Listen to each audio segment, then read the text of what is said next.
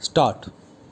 One who arbitrates is called an arbitrator, and there is a growing tendency to submit all disputes to arbitration by a third party.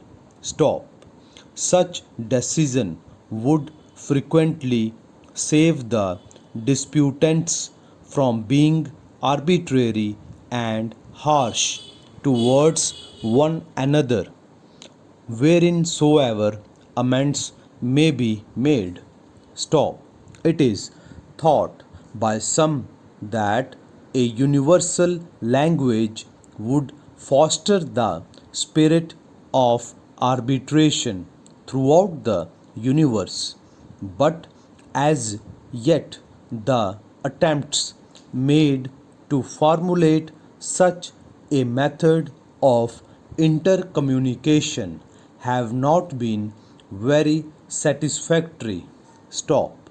There can be no doubt that telegraphic communications by telegram and wireless work for the cause of peace.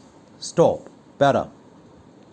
The investigation by the parliamentary committee was universally acknowledged to be justified, and although the falsification of the reports was established, there were many unsympathetic remarks reflecting adversely on the supposed failings of members of the legislature by influential and uninfluential newspapers.